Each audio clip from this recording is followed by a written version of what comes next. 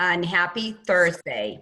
My name is Angela Franco. I am the interim president and CEO of the DC Chamber of Commerce. We want to welcome you to the DC Chamber of Commerce's Technology Forum and our last policy forum of 2020, themed Leading the New Normal, COVID-19 and the Shifting Landscape in the Technology Sector. On behalf of the DC Chamber, Board of Directors, staff, and our members and affiliates, we thank you for joining us this morning in what is designed to be a very informative and interactive session. As the voice of business in the District of Columbia, today's forum is another example of how the DC Chamber is committed to ensure we bring updated information to our businesses and support our city to remain the ideal place to do business as we navigate through the economic impact of COVID-19. As we all are aware, technology has become the center of everything we do, working remotely, virtual meetings, online and virtual learning. And today, we will learn and explore how the change happened, what is going on now, and how to better prepare moving forward. I want to thank our speakers, panelists, and all of our circle partners, sponsors of today's event. Now, I would like to introduce Candice Austin, Director of State and Government and Community Affairs for Verizon, who will bring greetings. Candice brings extensive experience in public affairs, government relations, stakeholder and community engagement to the Verizon team. Prior to joining Verizon, Candice worked for Prince George's County government in the office of the county executive as the county council liaison. In this role, Candice was responsible for developing and analyzing legislation for a wide range of issues outlined by the administration, as well as guided bills through the legislative process. In addition, Candice spent nearly 10 years working as the Director of Public Affairs and Member Engagement at the National Association of Manufacturers. In this capacity, she played an instrumental role in advocacy, grassroots outreach, and coalition business. Candice holds a bachelor's degree in public affairs and justice studies, as well as a master of business administration from the University of Maryland. Candice, thank you so much for joining us, and thanks to Verizon for their support. Good morning, Angela, and thank you. And again, welcome everyone. Welcome to the DC Chamber Technology Forum, Leading the New Normal. Again, as Angela said, I'm Candice Austin, Director of State Government and Community Affairs for Verizon. And we're excited about our continued partnership with the DC Chamber of Commerce, and we're happy to be one of the sponsors for today's forum. And while we're continuing to face challenging times due to COVID-19, we're also continuing to invest in building our network in the District of Columbia to deliver advanced and amazing technology that will help move not only the city forward, but residents and businesses. Verizon has been introducing new technologies to meet the needs and demands of its customers. Today, reliable service and coverage are essential to our everyday lives. And at Verizon, we are definitely focused on maintaining a highly reliable, high speed, and high quality network, which is why DC was named one of our 5G cities, and they were one of the first to be named a 5G city. In addition, we also have our 5G lab, which is located in the city. And at this lab, we partner with universities like Howard University and the University of District of Columbia, as well as startups and established companies to co-create 5G concepts and showcase ideas and products, while also providing a network needed to test these ideas and products. So we are basically taking the time to optimize opportunities to ensure access to advanced technologies and resources as we work to close the divide, whether it's economic or digital. And we know we're facing those issues. So today I am definitely looking forward to hearing from the panelists, and especially look forward to collaborating with many of you joining this event to make sure that DC moves forward together. And speaking of moving forward, I'm going to now turn it over to Jacquay Henderson, who's the founder and CEO of Square Peg Technologies. Jacquay will be introducing the moderator of today's panel. Jacquay serves as the board of directors for the DC Chamber of Commerce and co-chair of the Small Business Advisory Council for the DC Chamber of Commerce, and on the organizing team for today's technology forum. Jackway, I'll turn it over to you. Good morning, everyone. Jackway Henderson checking in.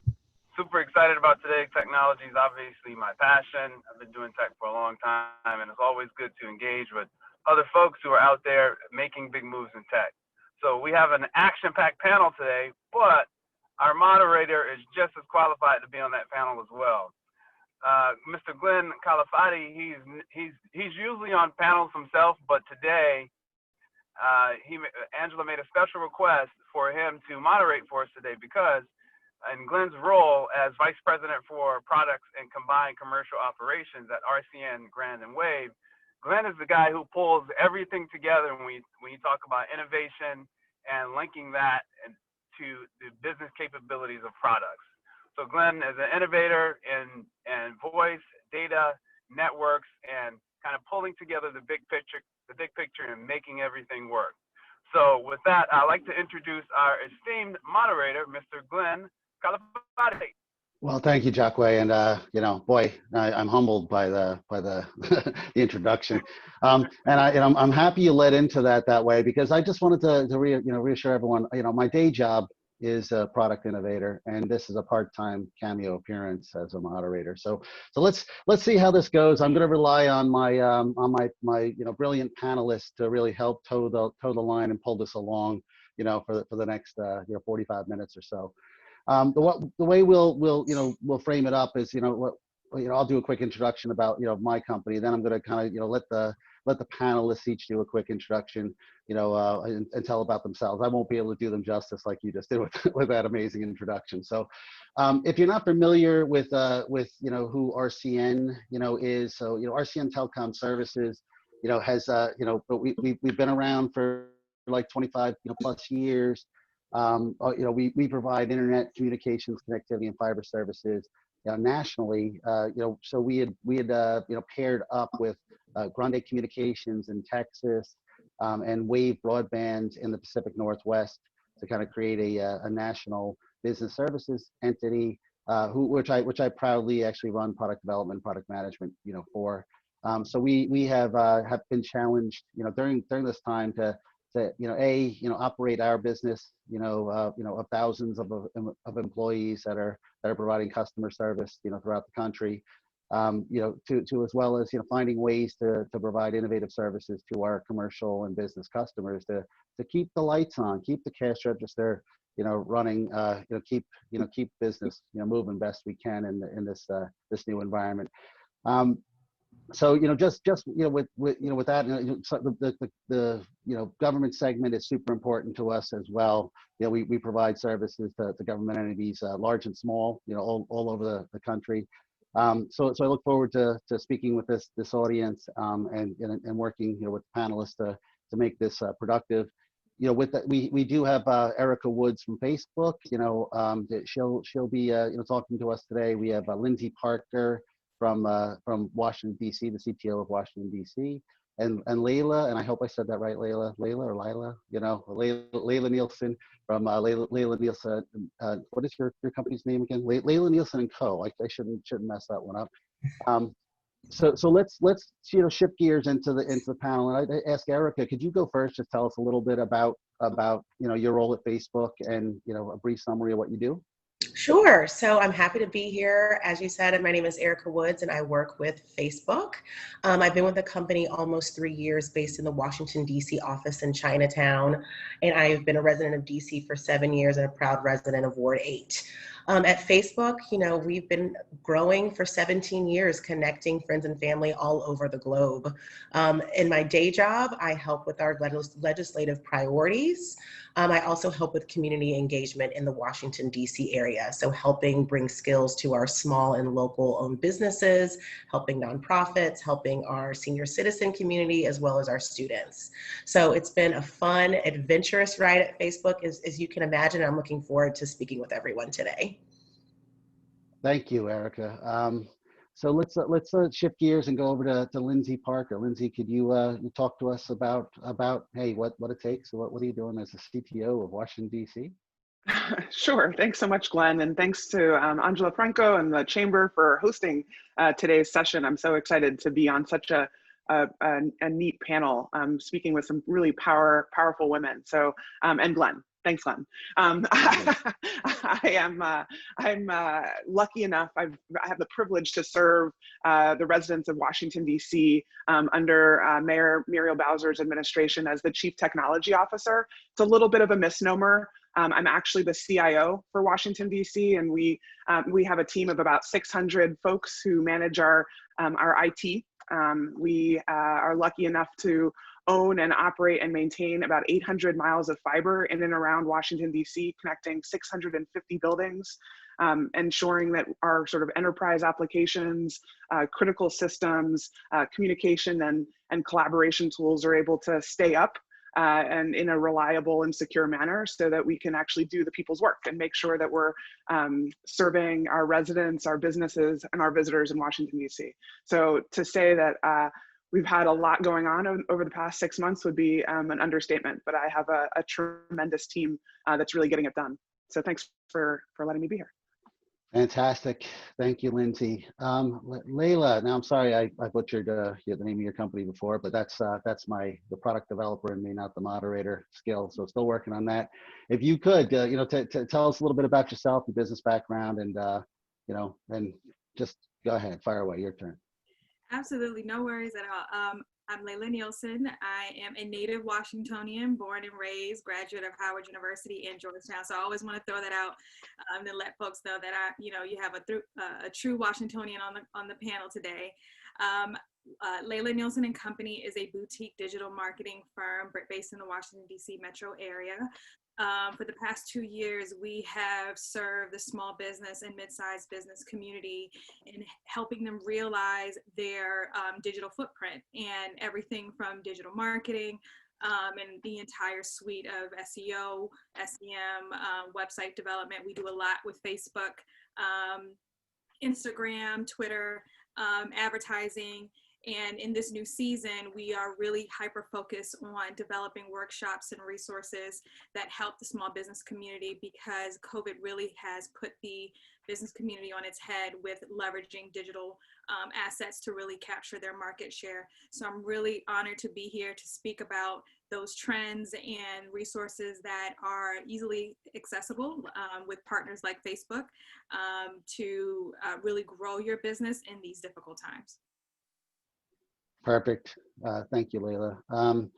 So we're gonna shift gears and head into the question and answer session, and I'll we'll try to go round robin. Give equal time to each of the panelists. But what, as it comes to the topic of COVID and how the business environment and even our personal environments has transformed. The first question would really be sort of keyed, on what technology, have you seen as most critical to your business and perhaps your personal life, during this time, and why? And so I'll repeat the question as needed, but let's Lila, let's get you first since we went last the last time. You have to go first this time. So talk to us about what technology you have seen as most critical to your business and perhaps your personal life during COVID.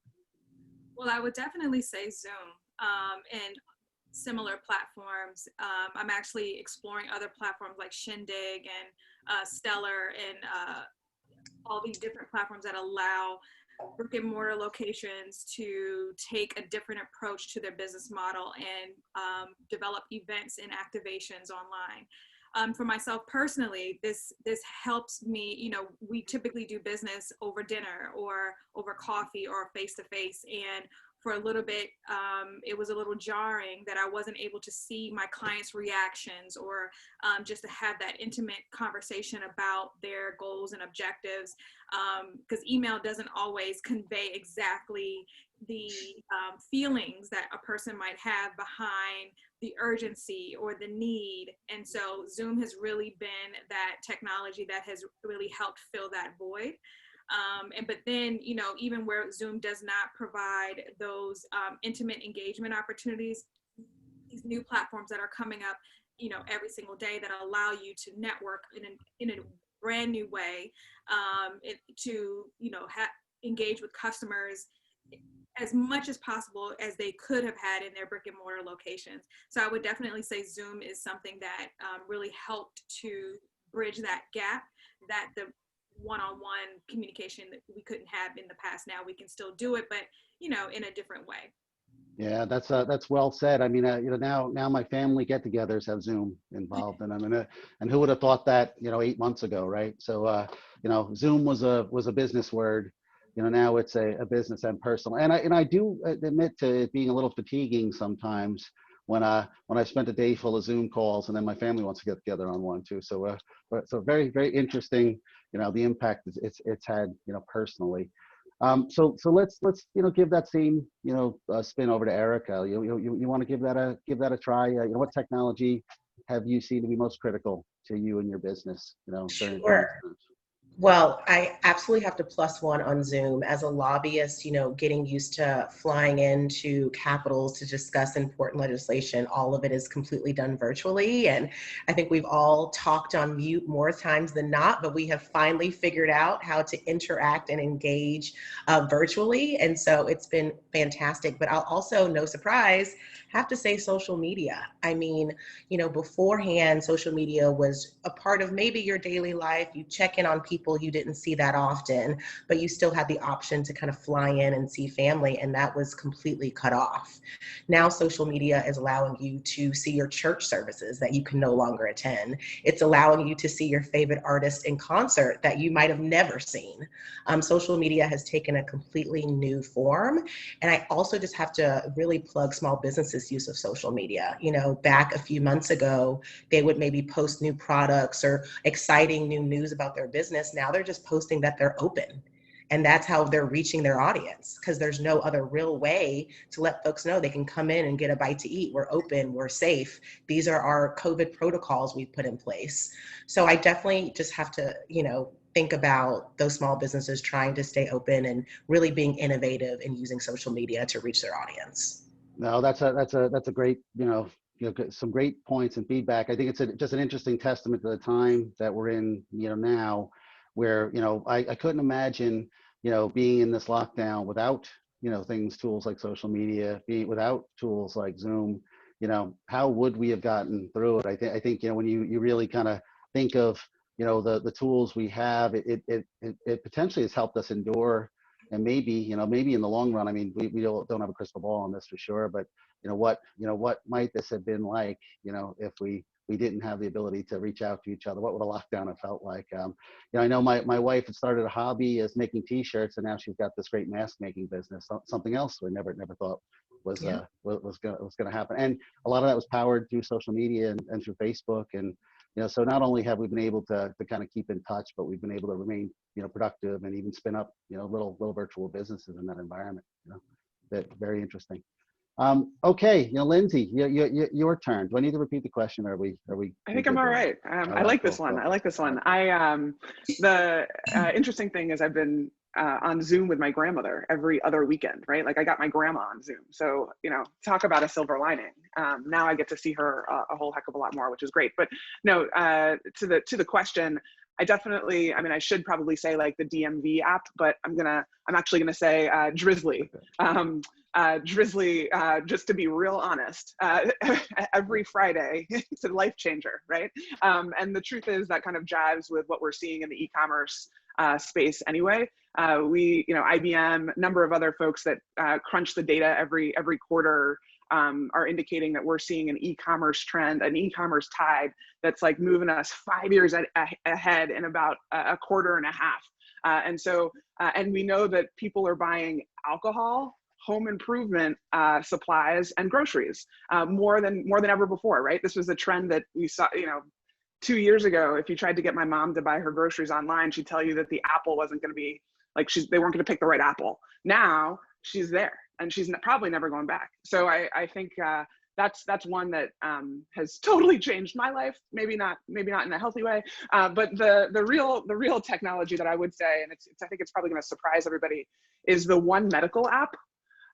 So I'm a member of One Medical, and what they have done is totally embrace the customer journey. in a time when everybody is a little worried about their healthcare, a little worried about their health in general. These folks have really taken that into account and pulled together an app that lets you get your medication when you need it. Get on a video chat with a doctor when you need help. Understand where you can go to get a test, a COVID test. So it's those kind of small businesses, and this is a larger business. Let me tell you, that are looking at their technology and taking it to the next level to make sure that they're embracing the customer experience that I've been astounded with. Right? People have done things in a period of 6 months that you would have never seen over a course of a year or 2 years. And that's really, while, what is happening right now is devastating to a number of communities, particularly here in DC, where we see this impact Black and Brown families at a much higher clip than anyone else. Finding some things that are going to come out of this that are going to make the world a better place it's a pretty big deal. Yeah, well, no, that's well said. I didn't see Drizzly coming early in the morning, but I do agree, and I think that's true. It's getting close to the end of the week, so I guess that's acceptable.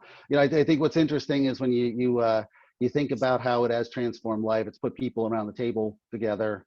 There's a lot of positives about this. We've used the home chef type things. We're making dinners together. We're becoming craft cocktail mixologists. We're learning how to do that as well.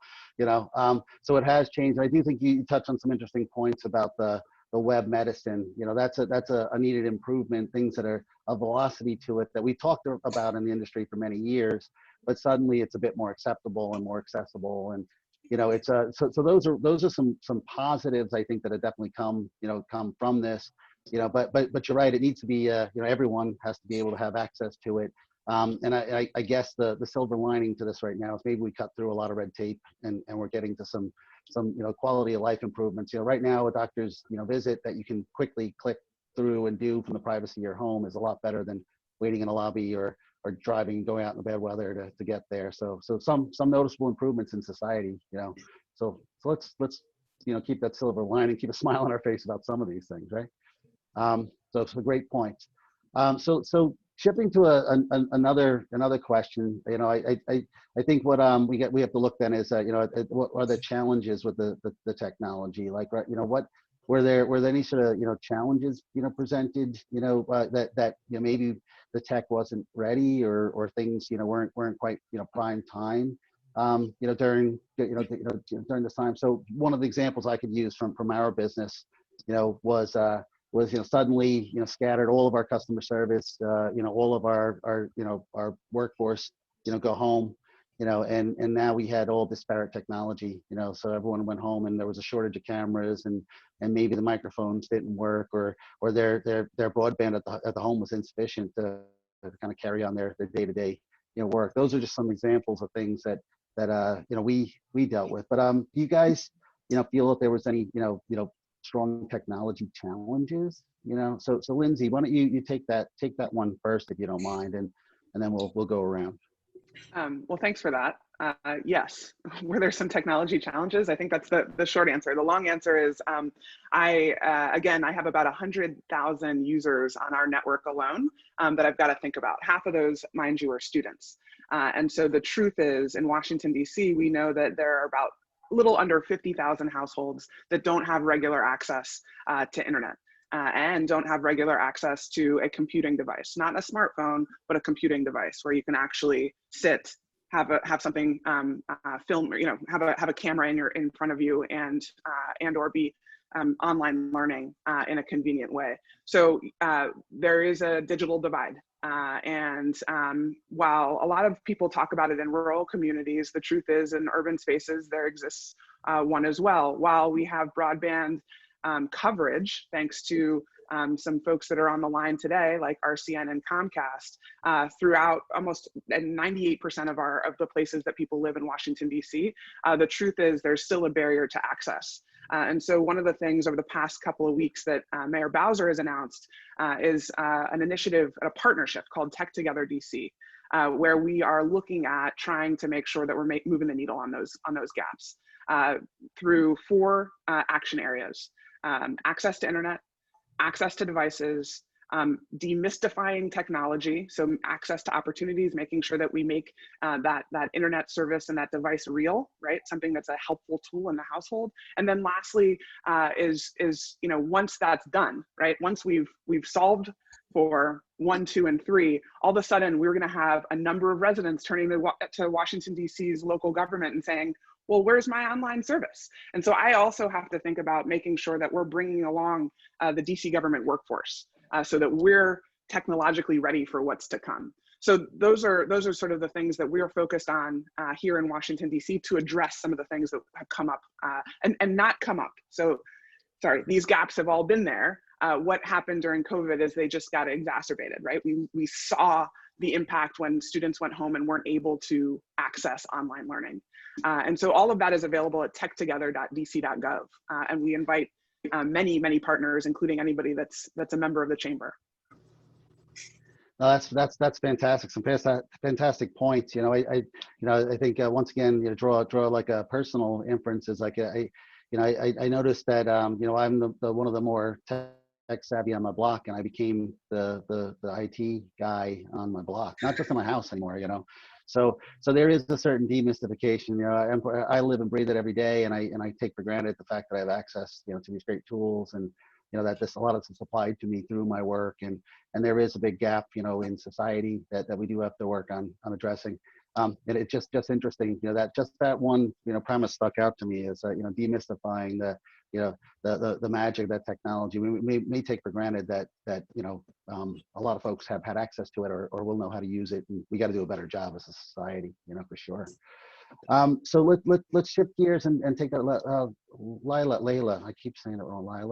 Lila, which is the right way, No worries, Layla. Don't worry. Layla, okay, because my son has a girlfriend has a very similar name, and so I keep Layla. I'm going to try to stick to that. So why don't you go ahead and take a stab at that? No, I wanted to piggyback off of what Lindsay was saying. I think it's twofold. One, my clients that I found, a lot of my small business clients, I find it was just a lack of knowledge of knowing about all of the resources they have at their fingertips. Like a simple one, like, getting your business listings accurate, making sure you take ownership of your Yelp platform and things like that, because your ratings can make or break you. And so just literally the lack of knowledge. And then second, I would say websites, folks, launched a website 10 years ago and never touched it. They had a brochure site and they kind of let it go. It wasn't mobile responsive. The metadata wasn't up to date and things like that. And so they're wondering why they're not coming up in search and things like that. And so literally because of the lack of investment to date, when COVID hit, it just like they couldn't stay competitive. And then there's like this race to try to catch up. Now, I do believe, and I'm very inspired now that the small business community is hyper-focused on their digital presence currently because it's the new way of doing business. But I do, the lack of knowledge about all the resources that they have available at Facebook, at, the DC government that Lindsay just laid out, but even the tools that are available to them, just from being on the internet. And I think the second part is bandwidth. I mean, with everyone at home, even myself, I have a home office, my kids are on online school, and my husband is in the other office trying to, do the same thing, working from home. And literally there's times where we have to walk into each other's room and say, hey, can you get off of the Wi-Fi for 5 minutes? I got to finish doing this. And we have top speed, right? And so I think that we are all trying to reevaluate and reimagine how can we operate successfully, stay competitive, and be able to do all of this within budget. And so I think those were the key pieces that I've identified as a gap when all of this started to happen with the pandemic. No, that's great. You bring up some really, really good points. I thought on the first part, when you talked about your your digital hygiene and digital reputation. And we talked about earlier, with Lindsay about some of the the technical challenges and getting the tech. But this is even a next level of that, where you're now, once you have that footprint, there's a whole digital reputation and thing that you need to maintain.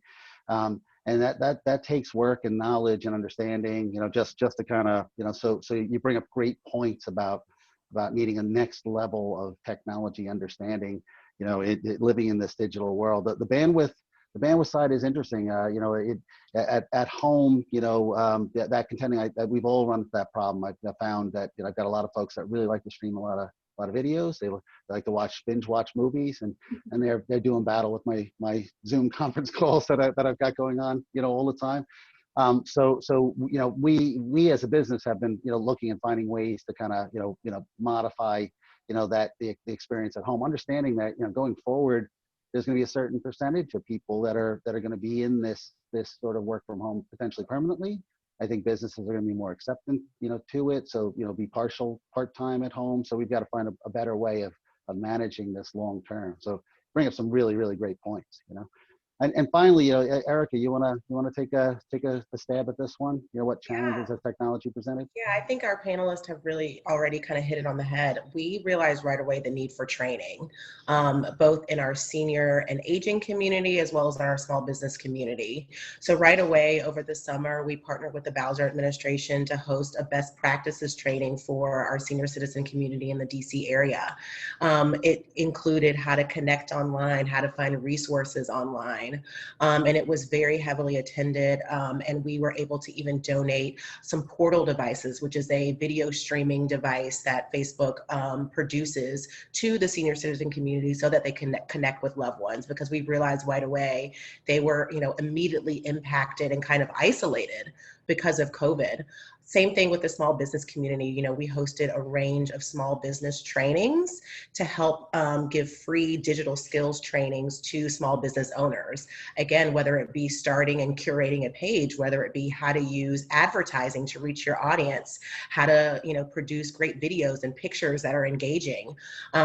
We certainly understand we have great products and tools, but they are pointless if you don't know how to use them. So we are, very much committed to making sure to offer those trainings to those folks.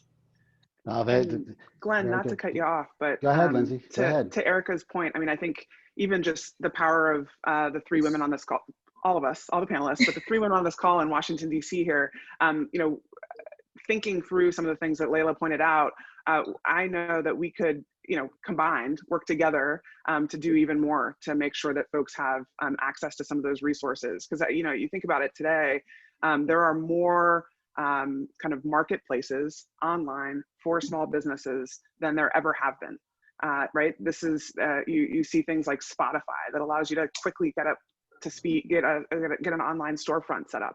You see things like Faire coming out of San Francisco that allows for folks to have their goods delivered for free in their neighborhood, right? So there's just all kinds of really creative solutions, not to mention Facebook, not to mention that Amazon Prime Day had their best day ever, right? Ever, by a tenth, it was like 100% over what they did last year. So people, the access to these marketplaces, it takes a little technical kind of wherewithal, but the skill set is not it doesn't have to be the roadblock anymore. And helping people understand that, I think, is a really big deal that I'd love to sort of work on with all of you.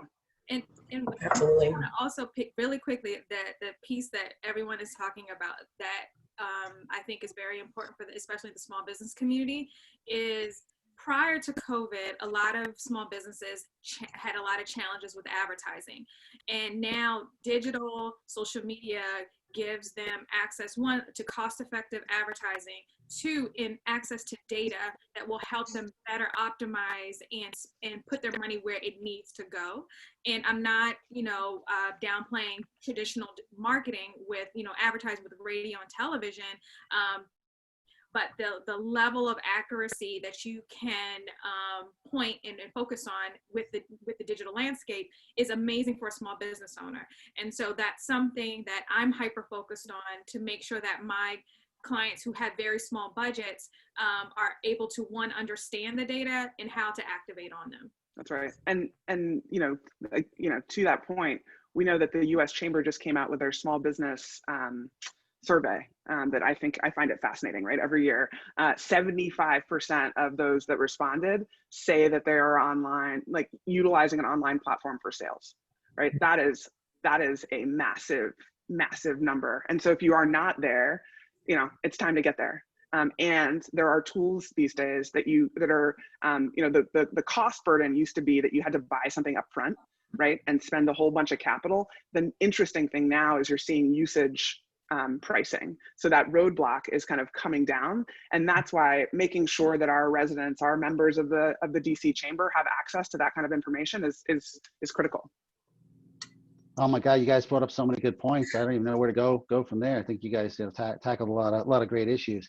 The world has changed and transformed so much. I think what's interesting is that software as a service, this ability to consume, whether you want to set up a storefront, whether you need some new sort of capability to operate your business better, whether you want to launch a new venture. There's so many amazing choices in the world. And what I found here with a lot of my customers is they once upon a time it used to be things that were nice to have are now you must have that software flexibility. You must be able to be agile. You must be able to move fast. And your internet is a must-have. It was a nice to have for many years of my career. Now it is mission critical because you can't shut any of those cash registers down, right? So all great points. And I think we'll get to the third question and see where our time is at. To then open it up to some questions from the audience. But so the third and final question is when we start talking about spending money or making some investments on it, right? What investments are needed to kind of create or modify the technology that it's going to allow organizations to thrive, in this sort of new world? Is there anything that we'd like to have or need to have, that needs an investment to make it a little bit better that you can think of in the near term? And Lindsay, I'm going to pick on you again, with this one. Do you have any thoughts in that space? So that it's something that needs to be better, a technology that needs to be invested in to propel it along faster? A great question. You're asking the DC government, the government worker, but we are, and people make fun of government all the time, right? We're always about 10 years behind the private sector. The truth is we're 10 years behind the private sector is because we've got to figure out access issues. We've got to make sure all communities are able to utilize the solutions that we're pushing out. That 10-year gap is going away, right? I know that people are going to turn to us and say, well, why can't that DMV app act the same way that the Facebook app acts in about 2 years, right? That's shrinking. But I would argue that that's sort of similar to what's going on in the private sector, right? The innovation cycles are there's no longer sort of an 18-month window and then we wait and there's another 18 months. All of the innovation cycles are on top of each other right now, right? We're iterating on iteration on iteration on iteration. And we're seeing that happen in such a faster clip that, to me, the truth is that sort of the digitalization of everything is, if we were talking about it before, right, going paperless, getting online, they were sort of nice to haves. Now you cannot move forward unless you do. And that's the same with government.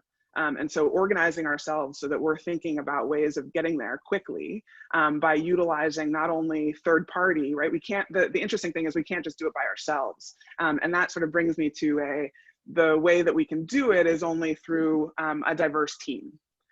We know that we can't innovate and think outside the box in a way unless we have a diverse team. So we've seen study after study, Harvard Business, Deloitte did something on it, and I'm going to forget all the rest of them, but everybody else has talked about it. If you do not have a diverse team thinking through your technological solutions, you're going to miss the boat. That diversity, a diverse team can be 87% more productive in spitting out a product that actually meets the customer's needs. So to me, that is what people need to understand. about how we're going to move forward and sort of see what's make sure that we're in a space where we're anticipating what's to come. No, it's great points. Very, very well said. I mean, I think very important part is that life is a team sport. And we need everyone, involved and everyone's opinion, at the table. It makes things just so much better. Those are all fantastic points. Now let's shift to Erica. Do you have anything you want to if it is there like investments in technology or things that we need to do to evolve faster? Yeah, well, I can kind of speak for Facebook and what we are seeing just from a functionality standpoint. We've got to keep the wheels turning. So we are opening up data centers all across the country to make sure that our products are responsive to the traffic. Just this year, we have announced data centers in Illinois, Virginia, and Tennessee. So we are, constantly investing in infrastructure to make sure our products and services are, up to speed. And that means we're investing in communities. We're bringing jobs, construction, and full-time jobs to make sure those data centers are working. So that's from just a functionality standpoint. On the platform, we're really, and Lindsay hit on this, we're really focused on kind of the e-commerce shopping arena. We recently this year added Instagram shopping, where people are able to not only look at products on our platform, but also purchase them directly and get money directly to the curators of those products. Facebook Marketplace is used more now than it's probably ever been. So I definitely see the future being e-commerce and making things convenient for folks that are still at home. No, great point. Points as well. I mean, you think of the software world that you live in. I mean, it is constantly evolving, and what a competitive environment it is as well. People can latch on to a new capability. It's amazing how new brands and new technologies, can jump into the arena very quickly. And I imagine that's a big challenge for Facebook. Make sure they're staying ahead of the curve. I know. Look, my family's got portals, and they're big Facebook fans. Got all my memories of my kids in there too. So please. Good. I'm on a portal right now. So yeah, that's fantastic. The picture quality is great. I love that. It really does make that green wall shine. So no, great stuff. Okay, Layla, you got a couple of words you want to say about that? About investment in technology and innovation? Yeah, definitely. I think that for the small business community specifically, I think an investment in AI, in artificial intelligence, is definitely something that I think will be beneficial for that community specifically, so that they have time to focus on innovation, whatever their service and products are and offerings are. I think right now we are in this awkward space where we're trying to figure out what this new hybrid model for our businesses are going to look like. And folks are from as a small business owner myself, where do I put my next budget towards? Where do I want to focus my innovation in? And I believe leveraging artificial intelligence at the small business level is something that, one, will help relieve the business owner from having to always focus on technology, because that's not always your specialty, but putting those convenience products in the marketplace that targets those gaps that small business owners always find themselves in, at the point of sale, communicating across devices. Like, how can we make it more convenient for small business owners to go from opening up their doors to attracting clients to actually converting someone from a stranger to a customer and then over to a loyal customer? And how does AI help a small business owner who isn't a technologist achieve that sale? And I think that is something that I feel will be beneficial on a lot of different levels. One, from the person, the company that's offering the product, but then also for the small business owner. I grew up in the nightclub business. My family owns Twins Jazz in DC, and I just cannot tell you how difficult it was dealing with transitioning point of sales, or when someone comes to the website and they want to make a reservation and they had a question, but the club doesn't open until 8 p.m. and we're missing all of this time in between. So the hospitality industry is suffering, and there needs to be investment in that industry to fill those gaps. So I definitely think AI will be a great place to start. Yeah, those are some great points, and we've experienced from our perspective a lot of legacy applications or processes or systems in the point of sale arena, or even in the hospitality arena where you may have like an archaic platform or technology that didn't adapt. It was working, it was fine, but in the velocity of change and the speed that we're operating in today, it does need to kind of almost be refreshed. The AI perspective of it too is very, very, very interesting. After streaming lots of movies, Westworld, I recently went through that over the summer. I might get a little creeped out by the term AI itself. What that really does mean. But it is amazing when you do think about the amount of intelligence that is already there. You just see the way ads and information is served to us today. You don't realize how much things are tailored.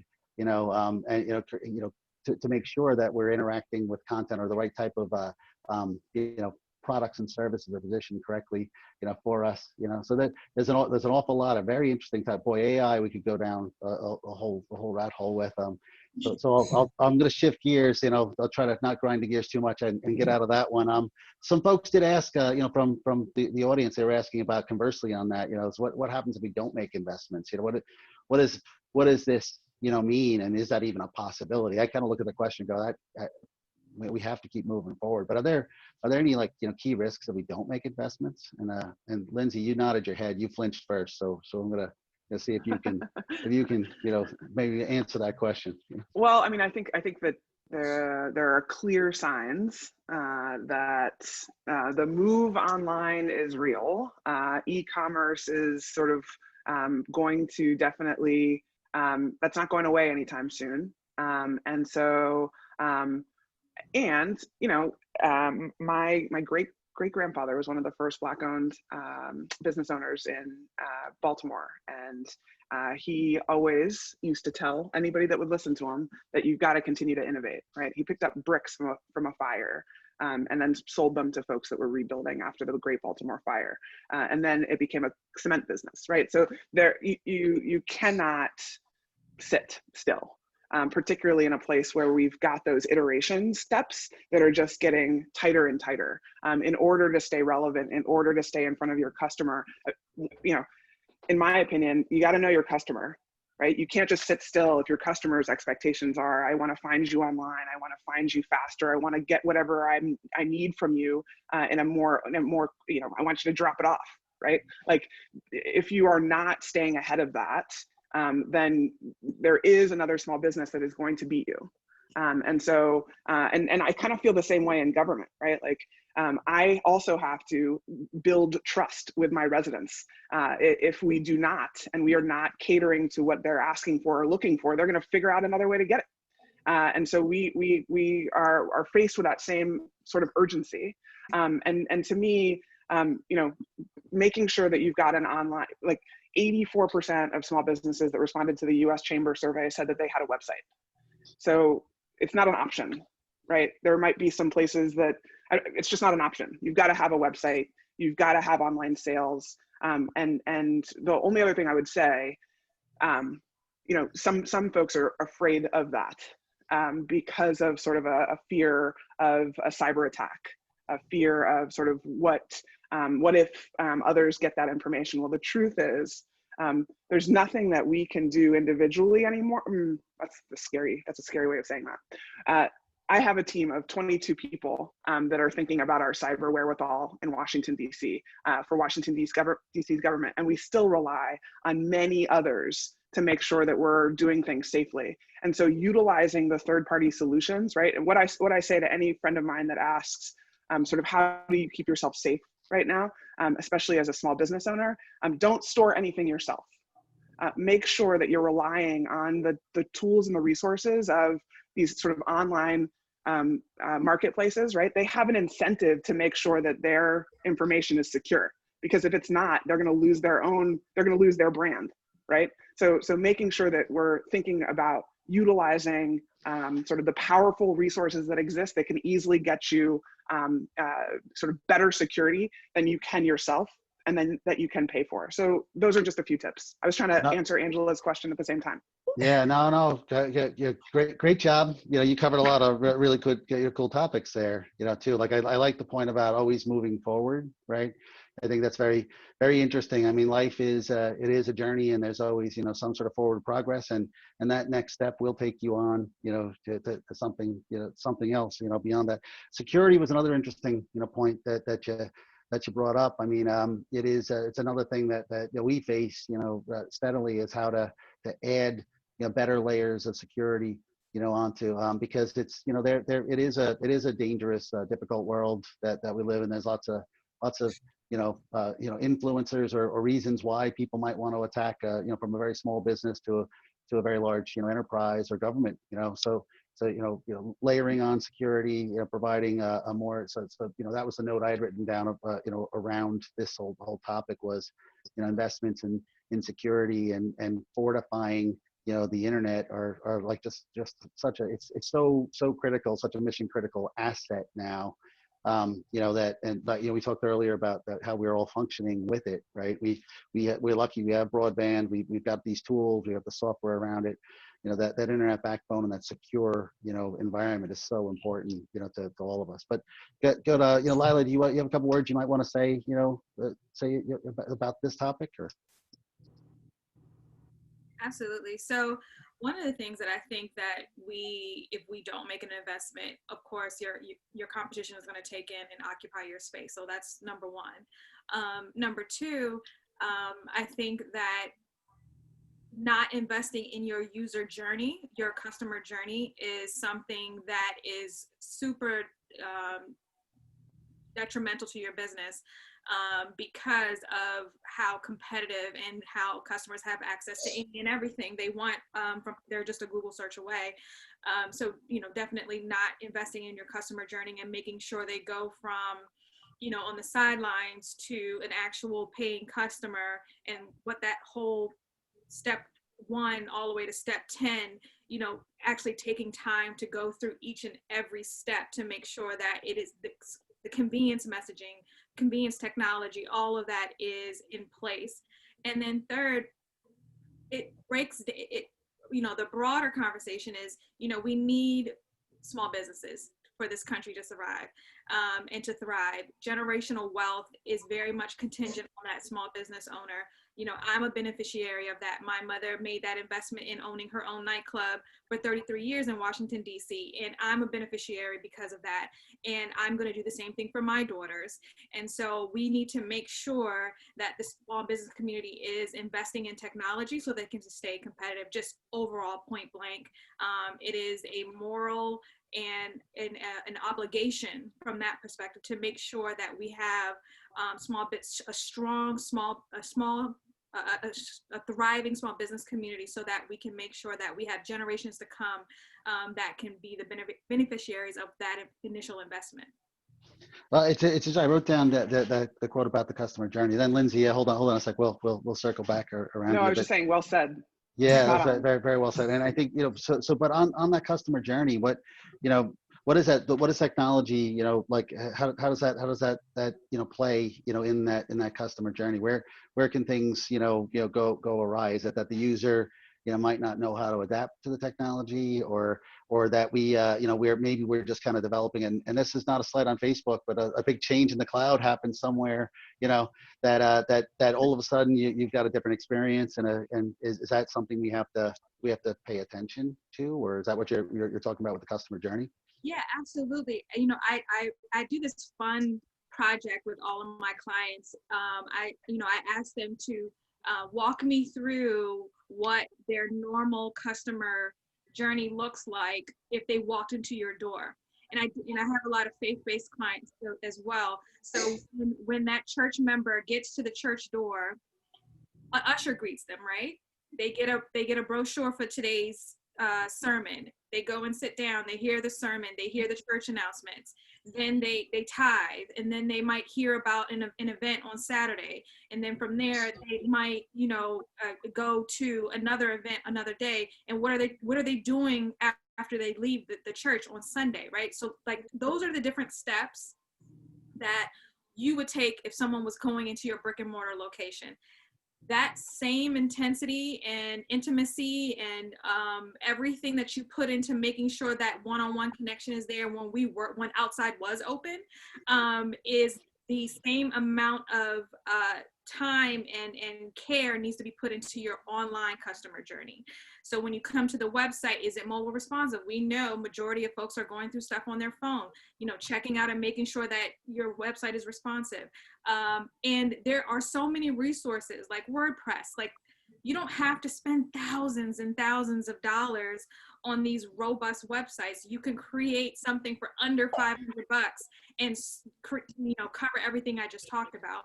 So going through that exercise of what your brick and mortar process would have been, and taking that same approach to your digital footprint, from social media to your website to your newsletter, you name it. Search, when someone puts your name in Google, what do you want them to see? You know, what is your storefront? Do you have mannequins dressed really nicely in the window? Okay, reimagine what that's going to look like for your website, and for social media. And I think that is something that I want to take the boogeyman out of the whole digital marketing and digital presence, because when, you know, a lot of my clients who are from another generation, they're nervous about it because they feel like everything is code and HTML and all that kind of stuff.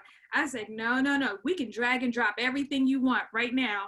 So if you can update a Facebook page, you can update your website, and you can update all these other platforms as well. And, you know, Facebook and Instagram and all these technologies have made an investment so that the layman person can make sure that they're, you know, looking good on social media and in the digital space. So I think that's where we have to really focus on, especially as a small business, because I've seen literally small businesses that have like 5, you know, employees just blow up in this new digital space because customers are finding them all over the globe now. And so, and that goes to their emphasis and focus on their technology. Yeah, I think that's interesting, because it's like, you know, investing in training people at these tools and resources and this capabilities there. You know, like I got a little nervous. You started talking about building a website and everything like that. I guess that's a flashback to some scars from the past, you know. But realizing that those things are available and they're not daunting, they're not overwhelming, you know, it is key. And I don't know, Erica, do you have anything you want to add on the on that? Sure. And I think the question was, you know, what happens if you don't innovate and invest? And I think Facebook is the best example of talk about growth and lessons learned. I mean, you have to think 17 years ago, a handful of college campuses could make a profile with basic information. And now we're in conversations about election integrity. Like, that's an incredible journey for a company that can barely drive a car. And we've had some bumps along the way. You know, a few years ago, we really had to evaluate how we are good stewards of information, how users will feel comfortable growing their business on their platform. What can we do to reinstill trust in our users? And, you know, we've really had to come up with better ways to protect information, to, you know, allow folks to feel comfortable on the platform, to grow their business on the platform, because competition is real. Some people might not think there's competition, but TikTok is the fastest growing app on the internet right now, not Facebook, not Instagram. So, you know, we really want to make sure that people understand that we are good stewards of data. You know, we are making sure that we have policies in place to protect, and that you can feel comfortable having your information on our platform and having your business on our platform. So not innovating is not an option at Facebook. Wow. Well said. Now, Lindsay, you did have a comment earlier. Do you did you have something you wanted to chime in on? Or no, I was snapping my fingers to Layla's points. She was right on. Talking about the customer journey is something that I talk about with my team every day. Thinking about DC government employees and also DC government residents, businesses, and visitors, and how we got to really think through that. And people tend to kind of roll their eyes when they hear that, but it's that's when if you don't spend some time on that, you miss something. and then your competitor sort of outsolves you on that. Yeah, no, great, and that was a great point about TikTok, right? It's one of those things where we go back 18 months ago, really didn't hear much about it, and now all of a sudden here it is, and that's that disruptive innovation that is out there, that's very intriguing in the software world. It's like how ideas and how things can become viral and they can be a part of your normal life so quickly. And I actually think it's a testament to how amazing people are, that we can adapt. We do adapt to the new environments and new tools very quickly. Like I can't imagine a life before this tool like that we're using today, right? And that 10 years ago, this was a luxury, and it's an absolute velocity. So, I can't imagine, it's not 10 years from now that we're going to see the next incredible innovation. It's months, and that's the world we live in. So constant investment is super important. So, with that, those are the questions I had teed up. We can take a minute or two and take a peek, at the questions from if there's any questions that are coming from the audience. If not, I have one or two other questions before we start to wrap everything up. I do have a question. So from James Gorman, he did put in the window, are there any new or more emergent legal or government policy changes arising from a shift in technology and remote working? So are there policies? Are there anything that may be in the way? I guess that's where he's headed, with this question. And Lindsay, I'm sorry, that one looks like it's targeted right to you. Yeah. Well, yes and no. So yes, we have the great, I have the great pleasure and honor of working for a city, county, and state altogether. So we get to think about sort of city, what cities are doing, what states are doing. But I bet Erica could tell you a little bit more about what they're seeing on the federal horizon. But to me, the short answer to that, because obviously it's no fun to talk about regulation, I get it, is that we're going to see quickly changes to privacy regulations. I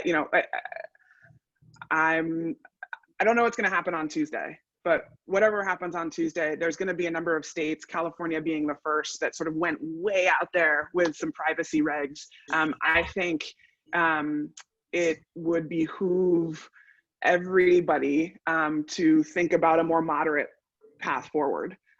California took it to an extreme. I don't even think that California state government can comply with the privacy policy that they put in place. I don't think it's ever fair to then ask small enterprises or small businesses to do the same, right? So Mayor Bowser is very focused on making sure that we are continuing to foster an environment that helps small businesses, that helps businesses, so that we can get our economy back on track, so that we can do all the great things that the Washington, D.C. government is used to doing, wants to do more of, particularly as we think about recovery. So, one of the things that I would challenge all of us that are business focused, economy focused, thinking through how this recovery comes about is how do we approach a more moderate path when it comes to privacy and data privacy, and that would be my challenge for everybody. I'm intrigued by that conversation, so I would love to talk more.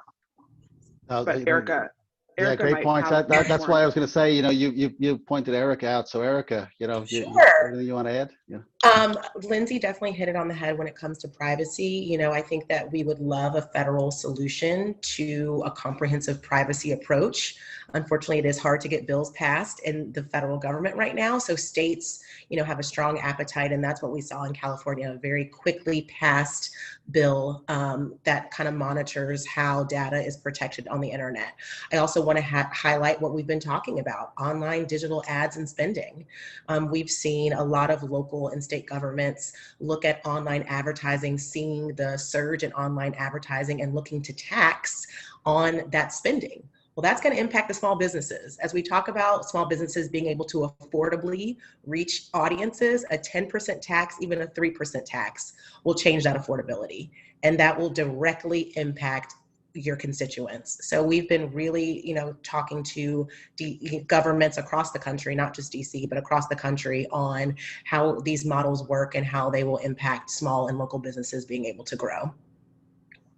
Wow, guys, all great points. And we did check a couple boxes there. We did finally bring up regulation and tax and the sort of, DC Chamber of Commerce, webinar here. So we are checking all the right boxes, I won't go into the election. That could go into another whole topic of conversation. So anyway, Lila, do you have anything you wanna add on that before we shift to another question that came in? Nope. Okay. All good. Okay. So a question that did come in was, will we ever go back to the way things were? I think I touched a little bit on my opinion on it, but and the other second part of that is, has business and government have they permanently changed, from a technology perspective? Is this a permanent life altering, event? We'll never. I got my opinion, but I'll let you guys go first. Who wants to grab that? I'm going to give that a jump ball, for someone who wants that one first, So, go ahead, Lila. You got your hand up there first. I was ready. Sorry, Erica. Sorry, you just lost by just a little No, bit. I So was you ready. get to go. You get to go next. Then, I think absolutely not. There will be a point where there'll be a hybrid approach to, how we used to do things, back in the day, which was only a few months ago.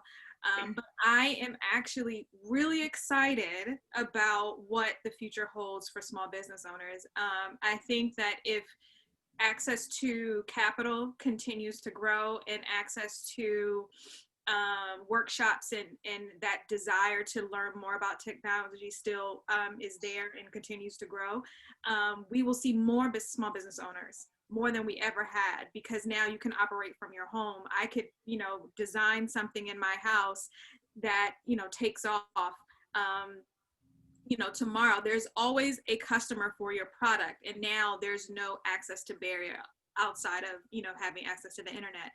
And so I really, really hope people stay encouraged.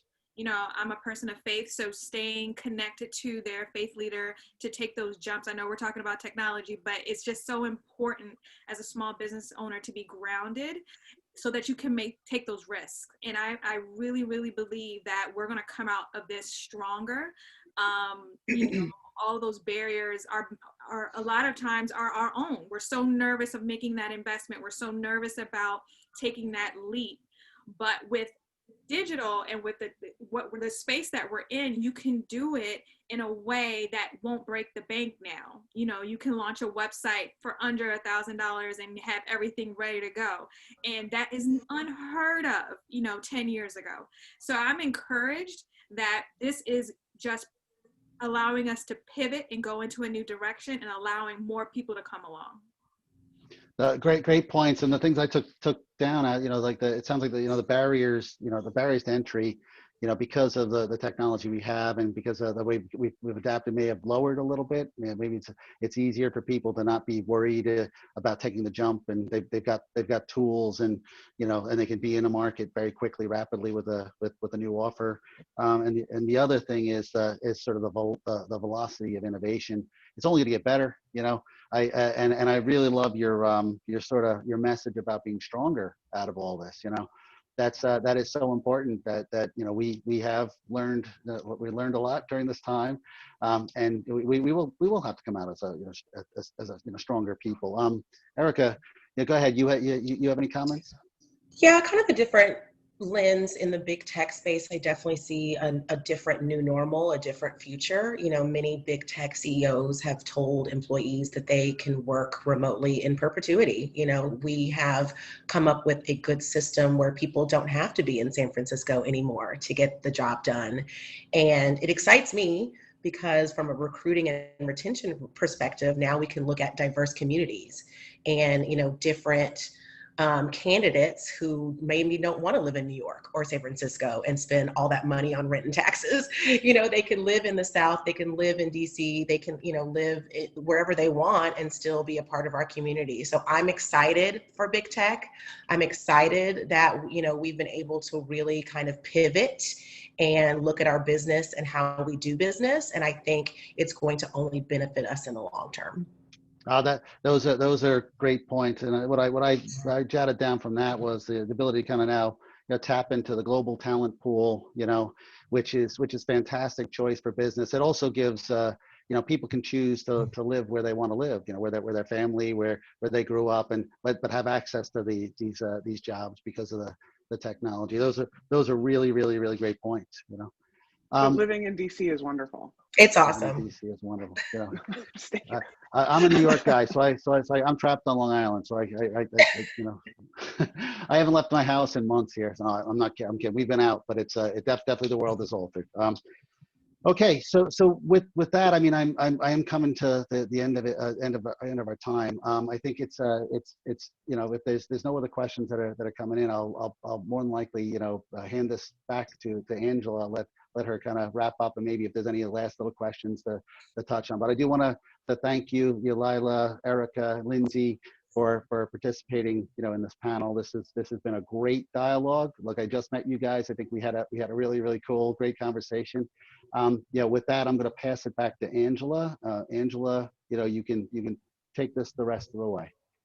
Thank you so much, Glenn, and thanks to all of you. I mean, I think you did an amazing, amazing job. I was just receiving a lot of comments from people attending the panel and how,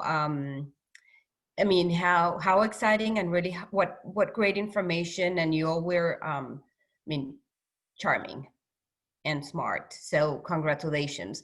I mean, before I close, I don't know if you want to say some closing remarks, each of you, and 1 minute of a quick advice that you can give to a business owner. I look at myself and I'm like, okay, I'm always technology is not my strength. So if you give an advice to a business of what to do first, to start, what would you say? So Lindsay, let's start with you, and then Lila, and then Erica. Ooh. Oh, wow. I got put on the spot there. Yes, you did.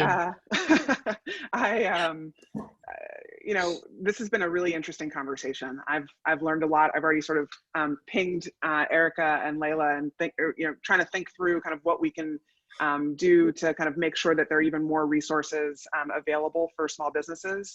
So this conversation alone just sort of I've gotten a lot of energy and some ideas from. So I really appreciate the chamber putting it together. I think if I was to give somebody advice, it's such a difficult question right now, but I think the know your customer moniker that, I worked at Symantec 10 years ago, and it was kind of cute, right? The Silicon Valley was know your customer, make sure you know your customer, but it's actually real. If you do not know your customer, you will not be able to make it in the market today. And so really, thinking about surveying, asking that customer, did they appreciate the experience? Was there any part of the experience that they thought was a little frustrating?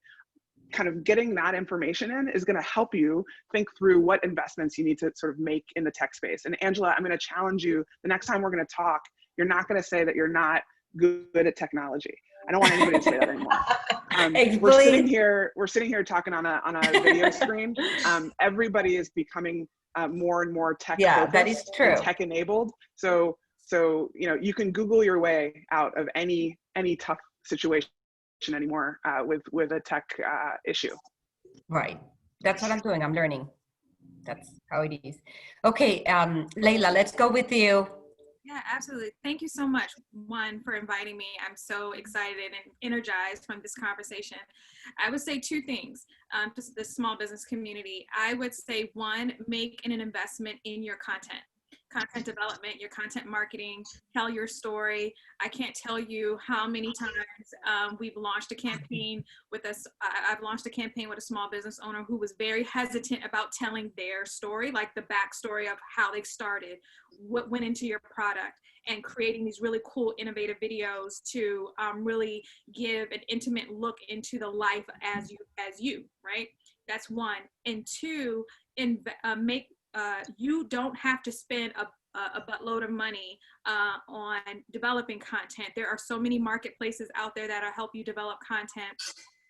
It's not only the big companies that outsource. You can outsource yourself, and using platforms like Fiverr that I use every single day to produce amazing videos and social media ads and things like that to really make you look great.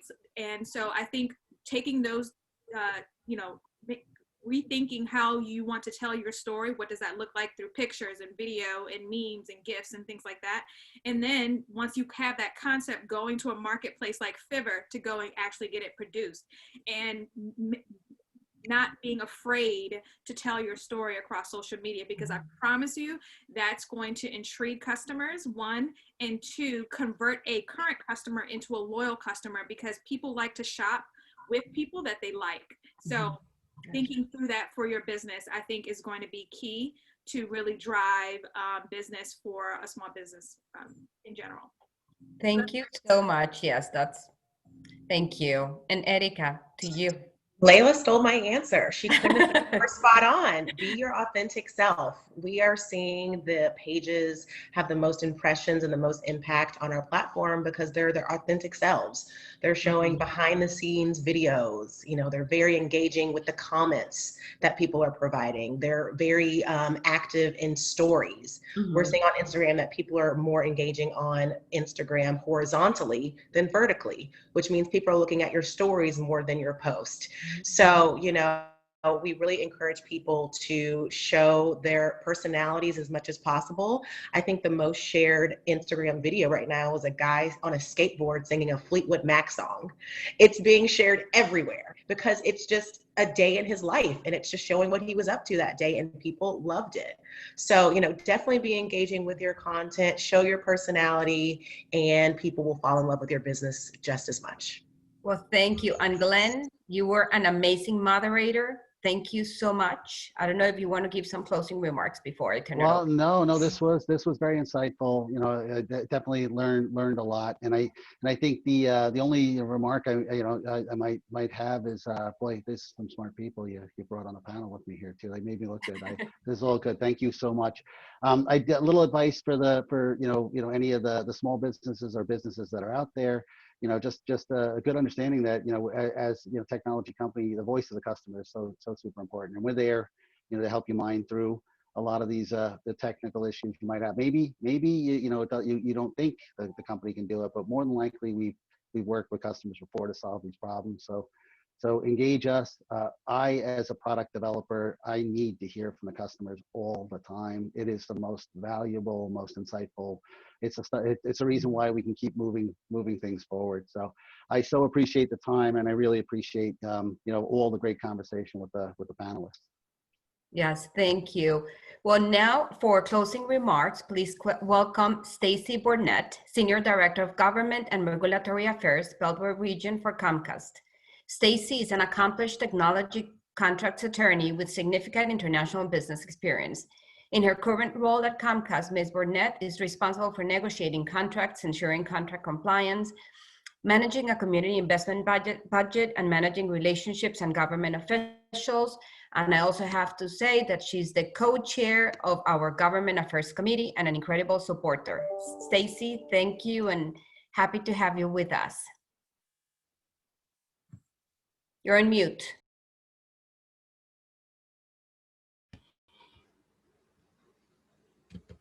So when the pandemic is over, I'm sure I'll figure out to turn off the mute button before a meeting.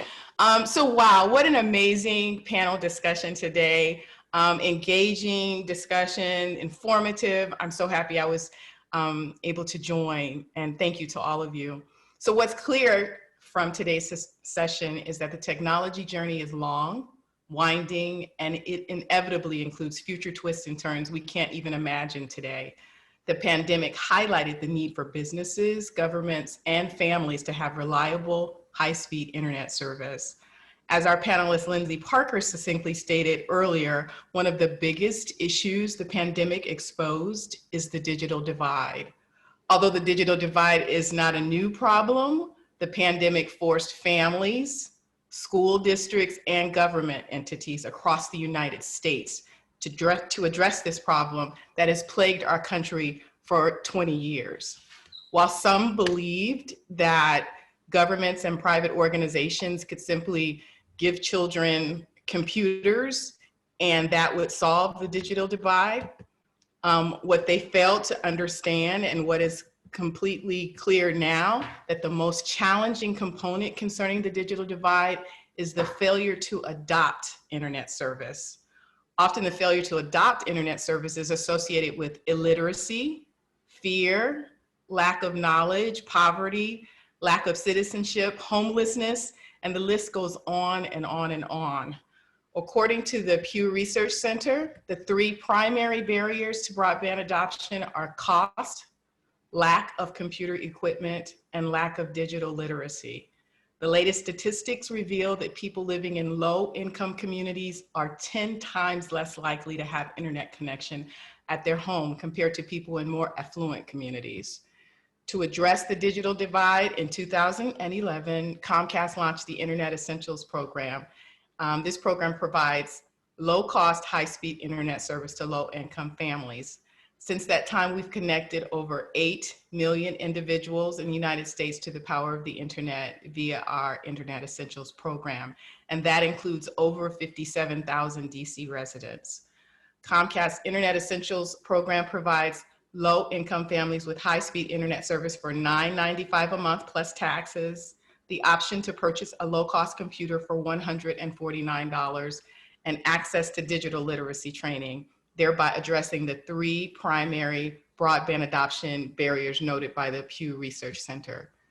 Recently, Comcast launched the Internet Essentials Partnership Program. This program allows private entities, governments, and nonprofit entities to sponsor low-income families so that they can receive internet service. We've partnered with several private entities, school districts, and governments across the United States, and we recently consummated an agreement with the DC government. I invite the business community to partner with Comcast to sponsor low-income families who need internet. To find out more about Comcast's Internet Essentials Partnership Program, please go to corporate.comcast.com and click on Internet Essentials. Thank you and have a wonderful day, and a special thanks to all of our panelists and our moderator today. Yes. Thank you. Have a great day, everybody. Thank you, Stacy. Thank you.